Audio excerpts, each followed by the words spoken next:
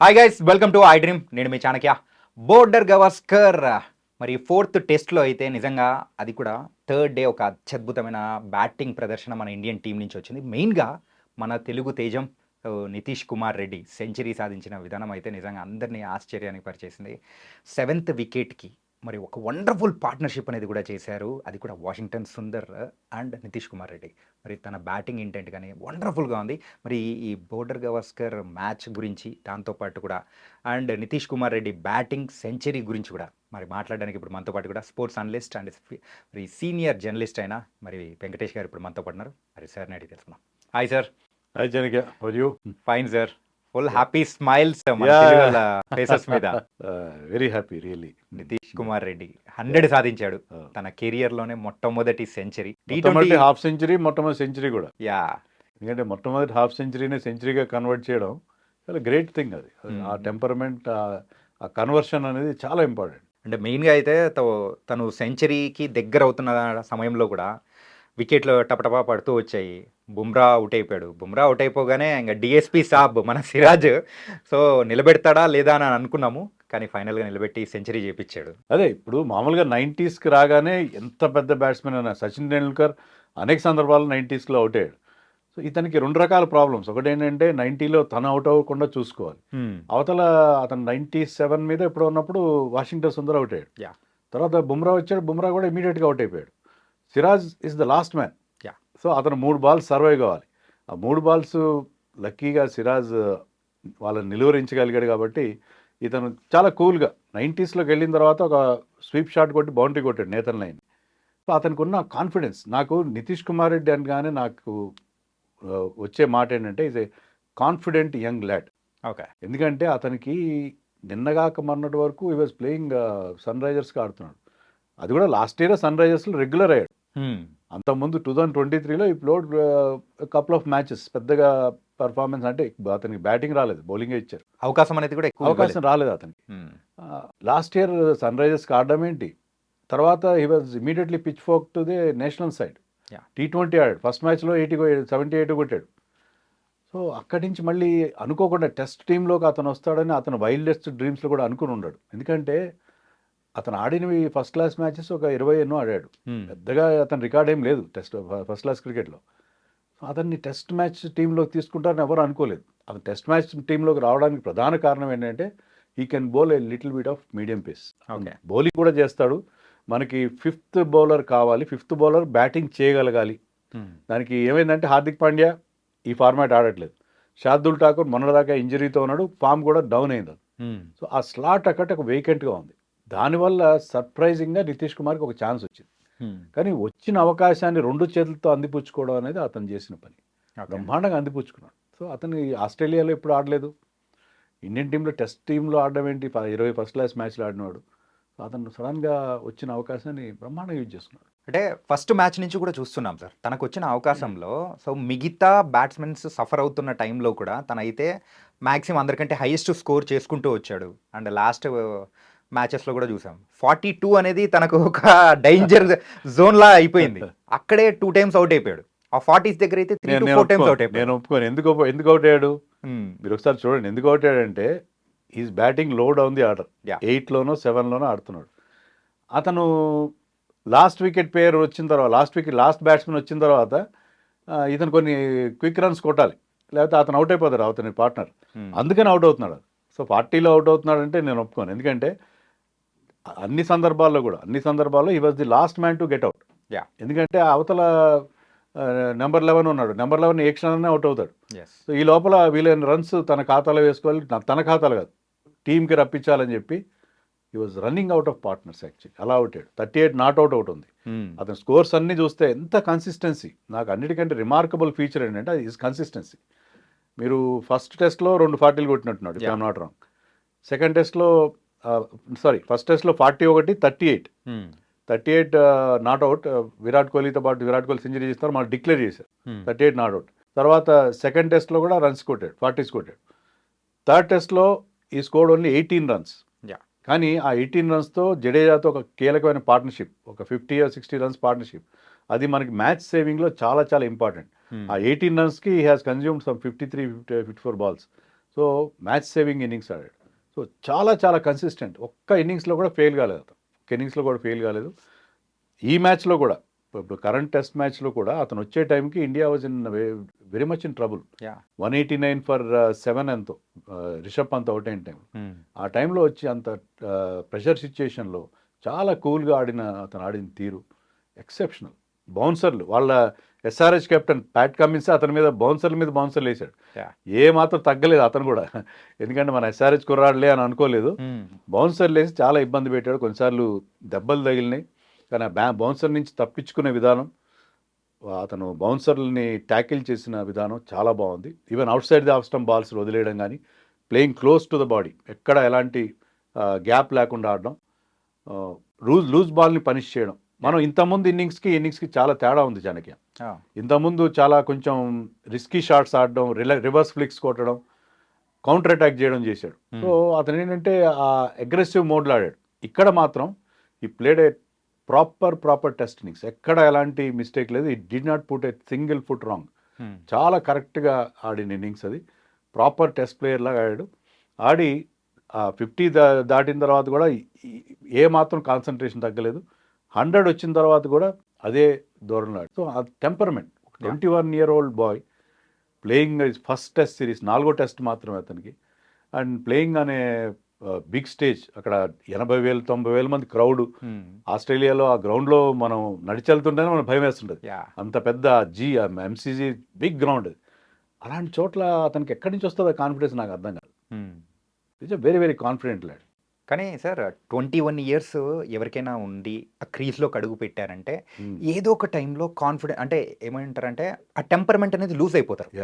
అంటే మీరు అన్నట్టు హాఫ్ సెంచరీ దాటిన తర్వాత అయినా కానీ, సెంచరీ దాటిన తర్వాత అయినా కానీ, సో బిగ్ షాట్స్కి కొంచెం కూల్గా ఆడదామని. కానీ అక్కడున్న సిచ్యువేషన్స్కి తగ్గట్టు వెళ్ళడం అనేది అంత ఈజీగా రాదు సార్, ఇంత చిన్న ఏజ్లోనే. సో చూస్తూ ఉంటే ఒక ఫ్యూచర్, మన ఇండియన్ ఫ్యూచర్, సో ఆ క్రికెట్ విభాగంలో సో పెద్ద స్టార్ అయ్యే అవకాశాలు కనిపిస్తున్నాయి నితీష్. డెఫినెట్గా, ఎందుకంటే మీరు అన్నట్టుగా he has got old head on young shoulders. చాలా మానసిక పరంగా చాలా పరిణితి ఉంది. అలా ఎలా వచ్చిందో అర్థం కాదు. 21 years ఏజ్లో అతని గేమ్ ఏంటి, అటాకింగ్ గేమ్.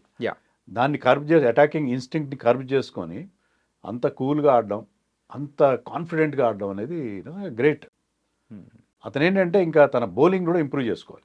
ఓకే, ఇప్పుడు సంజయ్ మాంజ్రేకర్ లాంటి వాళ్ళు అతను డ్రాప్ చేస్తే బాగుంటుంది అని చెప్పి ఎందుకన్నారు, బౌలింగ్లో అంత ఎఫెక్టివ్గా లేడు అతను. పేస్ లేదు ఎక్కువగా. Is bowling in the 120s, 130 కూడా టచ్ అవుతాడు, కానీ కన్సిస్టెంట్గా 130s, హై 130sలో బౌలింగ్ వేయాలి. కనీసం 135 km/h వేస్తేనే ఇంటర్నేషనల్ క్రికెట్లో రెస్పెక్ట్ ఇస్తారు, especially in test cricket. So అతను బౌలింగ్లో has to put on some ads, కొంచెం స్పీడ్, కొంత యాడ్స్ పెంచుకోవాలి, కొంత స్కిల్ కూడా పెంచుకోవాలి. చాలా స్కిల్ పెంచుకుంటే అలా కనుక చేసి అతను బౌలర్గా కూడా 5th బౌలర్గా 4th సీమర్గా మనకి బ్రహ్మాండంగా అంది వస్తుంది. ఎందుకంటే నెక్స్ట్ ఇమీడియట్గా ఈ సిరీస్ తర్వాత మనం వీఆర్ గోయింగ్ టు ఇంగ్లాండ్. ఇంగ్లాండ్లో ఏంటంటే బాల్ మూవ్ అవుతుంది. ఈవెన్ మీరు మీడియం పేస్ 125 వేసినా కూడా బాల్ మూవ్ అవుతుంది. ఈవెన్ తక్కువ స్పీడ్లోనే ఎక్కువ మూవ్ అవుతుంది బాల్. సో ఇంగ్లాండ్లో అతను ఇంకా చాలా యూస్ఫుల్ అవుతాడు. ఇంగ్లాండ్లో he'll be very good 4th seamer అవుతాడు మనకి. సో ఏంటంటే అతను ఇదే కంటిన్యూ చేయాలి. ఇదే కంటిన్యూ చేస్తే he will be an asset for Team India. మనకి హార్దిక్ పాండ్యా ఒకప్పుడు ఉన్నప్పుడు, నిన్న మొదటిదాకా శార్దుల్ ఠాకూర్ ఉన్నాడు. ఆ రోల్ని ఇతను పర్ఫెక్ట్గా ఫిల్ చేయగలడు. ఈవెన్ మనం WTC ఫైనల్ ఆడాల్సి వస్తే కూడా ఇంగ్లాండ్లో ఆడతాము. అక్కడ కూడా ఇతను he will be our 4th seamer and very good number 7 or number 6. అతను యాక్చువల్గా ప్రమోషన్ కూడా ఇవ్వాలి. అతను ఆడుతున్న తీరులో ఈ should bat ahead of Jadeja అని నాకు అనిపిస్తుంది. ఓకే, అండ్ వాళ్ళ తండ్రి సో ముత్యాల రెడ్డి గారు అయితే సో మెయిన్గా ఆ స్టేడియంలో ప్రత్యేకంగా ఆ సెంచరీ కోసమే వచ్చి చూస్తున్నారా అనిపించి, ఆ తర్వాత ఆనందం కానీ, సో సెంచరీకి దగ్గర పడుతున్న టైంలో ఆయన పడిన టెన్షన్ కానీ, అంటే మనకు కూడా ఆ టైప్ ఆఫ్ టెన్షన్ అనేదే ఉంది. ఆయన ద్వారా మనం కూడా అక్కడ ఉన్నామే అనిపించేలా చేసింది అనమాట. It was an emotional moment. Muthyala రెడ్డిగా కాదు, చూస్తున్న వాళ్ళందరూ కూడా. ఎందుకంటే మనలో ఎవరికైనా నితీష్ కుమార్ రెడ్డి బ్యాక్గ్రౌండ్ తెలిస్తే నిజంగా కళ్ళ నుంచి 2 కన్నీటి చుక్కలు కూడా రాలుతాయి. ఎందుకంటే నితీష్ కుమార్ రెడ్డి ఫాదర్ ముత్యాల రెడ్డి, ఆయన గవర్నమెంట్ ఉద్యోగం, మంచి సెక్యూర్ గవర్నమెంట్ ఉద్యోగాన్ని వదిలేసుకుని కొడుకు కోసం దాన్ని త్యాగం చేసి, అతను కొడుకు భవిష్యత్తు వైజాగ్ వచ్చి సెటిల్ అయ్యి, వైజాగ్లో అయితే అతనికి మంచి కోచింగ్ వస్తుంది, వైజాగ్ తీసుకొచ్చి వైజాగ్లో ఆడి. నితీష్ కుమార్ ఒక ఇంటర్వ్యూలో చెప్పాడు, ఏంటంటే నేను మొదట్లో కొంచెం ఫన్ కోసం ఆడేవాడిని. క్రికెట్ అంటే అప్పుడు చిన్న ఏజ్లో ఎలా ఆడతారు, ఏదో సరదాగా ఆడుకునేవాడిని. కానీ ఒకసారి మా ఫాదర్ చూశాను, ఈ ఆర్థిక ఇబ్బందుల వల్ల కళ్ళ నీళ్ళు పెట్టుకోవడం చూశాను, ఏడవడం చూశాను. అప్పుడు నాకు అర్థమైంది, ఈ క్రికెట్ నేను మామూలుగా సరదాగా ఆడడం కాదు, నేను దీన్ని ఒక కెరియర్గా మలుచుకోవాలి, నేను ఇండియాకి అంటే ఒక స్థాయికి వెళ్ళాలి అని అతను డెసిషన్ తీసుకున్నాడు. తీసుకుని అతను కష్టపడకుండా ఇలా రాదు. ఎందుకంటే ఇండియాలో ఒక సీమ్ బౌలింగ్ ఆల్రౌండర్ కావాలంటే you have to put off lot of work. మీరు ఫిజికల్గా ఫిట్నెస్ కానీ అన్నీ చాలా ఇంప్రూవ్ చేస్తారు, ఇంజరీస్ లేకుండా చూసుకోవాలి. ఎందుకంటే ఇండియాలో మనకి ఎందుకు స్పిన్ బౌలింగ్ ఆల్రౌండర్స్ వస్తారు, ఫాస్ట్ బౌలింగ్ ఆల్రౌండర్స్ రారు. ఎందుకంటే దానివల్ల మీరు ఇండియన్ పిచెస్ మీద మీరు చాలా వేగంగా బౌలింగ్ చేయాలి, ఇంజరీస్ అవుతాయి. దానివల్ల మీ బ్యాటింగ్ బాగా వచ్చినా మీరు సగం రోజులు టీం బయట ఉంటారు. సో అందుకని మన ఇండియాలో రారు. మీకు మీడియం పేస్ వేస్తే బౌలర్ రన్స్ ఇచ్చేస్తారు. సో అందుకని ఆ ఫిట్నెస్ అతను మెయింటైన్ చేసుకుని చాలా శ్రద్ధగా వచ్చాడు. విరాట్ కోహ్లీ వీరాభిమాని. విరాట్ కోహ్లీతో ఒకప్పుడు సెల్ఫీలు తీసుకున్నాడు. ఇప్పుడు విరాట్ కోహ్లీకి పక్కన నిలబడి విరాట్ కోహ్లీ ద్వారా తన మెయిడెన్ టెస్ట్ క్యాప్ కూడా అందుకున్నాడు. అది కూడా అతను చెప్పాడు, విరాట్ కోహ్లీ నుంచి అందుకోవడం. విరాట్ కోహ్లీ చిన్నప్పటి నుంచి కోహ్లీ ఫ్యాన్గా పెరిగాను నేనని చెప్పి. విరాట్ కోహ్లీ ఆ క్యాప్ ఇచ్చేటప్పుడు ఏం చెప్పాడంటే, నేను నిన్ను దగ్గర నుంచి చూశాను, నువ్వు ప్రాక్టీస్ చేసే విధానం, ట్రైనింగ్ చేసే విధానం చూశాను, నువ్వు ఈ స్థాయికి వచ్చావంటే అదే కారణం. సో చాలా హార్డ్ వర్క్ చేస్తారు అతను.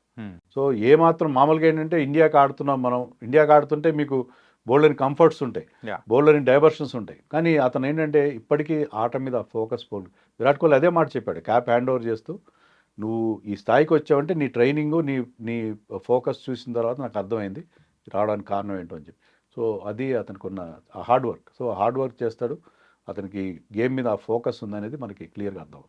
అండ్ ఇంకొక విషయం కూడా చెప్పుకోవాలి సార్, మన సహచరులు, మనం పనిచేసిన కో కామెంటేటర్స్ వాళ్ళందరూ, సో మ్యాచ్ జరుగుతున్న సందర్భంలో కూడా సో నితీష్ రెడ్డి బ్యాటింగ్ స్టైల్ని కూడా కంప్లీట్గా విరాట్ కోహ్లీ దాంతో కూడా కంపారిజన్ చేస్తూ ఆ స్ట్రైట్ డ్రైవ్ ఆడడం కానీ, సో కొన్ని కవర్ డ్రైవ్స్ విషయంలో కూడా సేమ్ ఆ టైపు చేశారు. సో ఫ్యూచర్ కోహ్లీని మన ఈ రెడ్డిలో చూసుకునే అవకాశం ఏమన్నా ఉంటుందంటారా? నేనైతే ఇప్పుడే అంటే too early to say that. చాలా బాగా ఆడుతున్నాడు, చాలా మంచి టాలెంట్ ఉన్న ప్లేయర్. కానీ మరో విరాట్ కోహ్లీ అవుతాడనేది మనకి కాలమే సమాధానం చెప్పాలి, ఫ్యూచర్ చెప్పాలి. ఇప్పుడే too early to say that. కానీ అతనుకున్న టెంపర్మెంట్ మెయిన్గా, ఇప్పుడు టెక్నిక్ చాలా మందికి ఉంటుంది, కానీ టెక్నిక్తో పాటు టెంపర్మెంట్ ఉంది, ఆ బిగ్ మ్యాచ్ ఆడే ఒక ధైర్యం ఉంది, తెగువ ఉంది. కాబట్టి హీ విల్ గో ప్లేసెస్. ఖచ్చితంగా అతను ఒక మంచి స్టార్గా ఆల్రెడీ ఈరోజు ఇన్నింగ్స్తోనే ఒక స్టార్ అయిపోయాడు. ఇప్పుడు Nitish Kumar Reddy has become a brand now. So అది ఇప్పుడు ఈ సక్సెస్ నుంచి చాలా ట్రాపింగ్స్ ఉంటాయి. సక్సెస్ చేసే ట్రాపింగ్స్ని వాటినన్నింటినీ సరిగ్గా హ్యాండిల్ చేసుకోగలగాలి. హ్యాండిల్ చేసుకుని మనం seen the cases of Prithvi Shaw లాంటి వాళ్ళు, వినోద్ కాంబ్లీ అవన్నీ చూసాం. సో చాలా యంగ్ ఏజ్లో ఇతను మంచి పేరు వచ్చేసింది. చాలా ఆల్ ఫార్మాట్ ప్లేయర్. ఇది ఒక్కటే కాదు, T20 రేపు పొద్దున ఐపీఎల్ వస్తే ఐపీఎల్లో అతని గ్లామర్ మరింతగా పెరిగిపోతుంది. సో ఇవన్నీ హ్యాండిల్ చేసుకుని అన్ని ఫార్మాట్స్కి తన ఫార్మాట్స్ కరెక్ట్గా ఎందుకంటే he is a fast bowler come batsmen కాబట్టి ఏ ఫార్మాట్స్లో ఆడాలి, ఎలా దేంట్లో తన కాన్సన్ట్రేషన్ ఉంచుకోవాలి, ఇవన్నీ కూడా అతను ప్రాపర్గా కనుక తన లైఫ్ స్టైల్ని మేనేజ్ చేయగలిగితే, మీరంటే విరాట్ కోహ్లీ అనేది ఇప్పుడే మనం ఏం చెప్పలేం, మరో విరాట్ కోహ్లీ ఎలా అవుతాడని ఎలా చెప్తాం. But he will become a very good India player in across formats. అన్ని ఫార్మాట్స్ మనకు వచ్చే ఒక అద్భుతమైన ప్లేయర్గా మర్చవుతాడని చెప్పచ్చు. అండ్ మిగతా మ్యాచ్ గురించి కూడా మనం మాట్లాడుకున్నాం సార్. ఈ బౌడగస్కర్ మరి ఎంసీజీలో జరుగుతున్న మ్యాచ్ 3 రోజులు అయితే కంప్లీట్ అయిపోయింది. అండ్ రిజల్ట్ వచ్చే అవకాశం ఏమన్నా ఉంటుందన్న ఈ మ్యాచ్లో? రిజల్ట్ వచ్చే అవకాశం ఉంటుంది. All 3 results are possible. Okay, Australia గెలవచ్చు, ఇండియా గెలవచ్చు, డ్రా కూడా కావచ్చు. డ్రాకి ఎక్కువ ఛాన్సెస్ ఉన్నాయని అనుకుంటున్నాను. ఎందుకంటే థర్డ్ డే అయిపోయింది, వాళ్ళు ఇండియా ఎంత బ్యాటింగ్ చేసినా ఒక అరగంట 30 గంట బ్యాటింగ్ చేయరు. తర్వాత Australia will play the second innings. వాళ్ళు సెకండ్ ఇన్నింగ్స్లో క్విక్గా రన్స్ చేసే ప్రయత్నం చేస్తారు. వాళ్ళకి already 100 runs, around 100 runs lead ఉంది. ఇప్పుడైతే 116 ఉంది, 100 రన్స్ లీడ్ అనుకుందాం. ఒక 200, 250, 350 కంటే తక్కువ టార్గెట్ అయ్యారు. ఇండియా ఎంత డేంజరస్ సైడ్ వాళ్ళకి తెలుసు. ఇప్పుడు యశస్వి జైస్వాల్ కానీ, లేకపోతే రిషబ్ పంత్ లాంటి వాళ్ళు, నితీష్ రెడ్డి లాంటి వాళ్ళు, ఈ యంగ్స్టర్స్ ఉన్నారు కదా, వీళ్ళెవరో తగులుకున్నారంటే వాళ్ళు ఎంత పెద్ద స్కోర్నైనా, ఇప్పుడు T20 జమానాల్లో chasing any kind of target in test matches he's become very very easy. So వాళ్ళు అంత ఈజీ టార్గెట్ అయితే ఇవ్వరు, స్టిఫ్ టార్గెట్ ఇస్తారు. స్టిఫ్ టార్గెట్ ఇవ్వాలంటే they have to consume time. So in all probability 4th day last 1 hour ఇండియాకి batting ఇస్తారు. So last 1 hour survive కావాలి Indian team. And 5th day మొత్తం సర్వే కావాలి. వెదర్ కూడా అక్కడ కొంచెం ఫికిల్ వెదర్ ఉంది, లైట్ ప్రాబ్లం ఉంది, మెల్బోర్న్లో ఏమని చెప్తారంటే మీకు ఆల్ 4 సీజన్స్ ఒకేసారి వస్తాయి, ఒకే రోజు వస్తాయి. Huh. బాగా ఎండగాస్తుంది, వర్షం పడుతుంది, చలి, అన్ని రకాలు ఉంటుంది అక్కడ. ఓకే. సో అది చూసాం మనం. ఫస్ట్ డే భయంకరమైన వేడి ఉంది, సెకండ్ డే చాలా అందరూ స్వెటర్లు వేసుకోవడం చూసాం. సో అక్కడ ఈరోజు వర్షం పడింది కాస్త.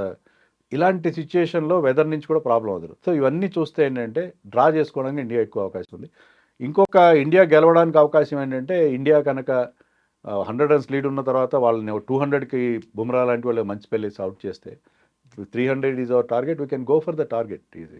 Yeah. అదొకటి. లేదు మన బ్యాటింగ్ ఇలాగే ఆడితే, మన సీనియర్లు ఇలాగే ఆడుతూ పోతే, రిషబ్ పంత్ అలాంటి విచిత్రమైన షాట్లు ఆడుతూ పోతే మనం వన్ డే బ్యాటింగ్ చేయడం అంత ఈజీ ఏం కాదు ఇప్పుడున్న బ్యాటింగ్ లైనప్ ఉన్న ఫామ్ చూస్తే.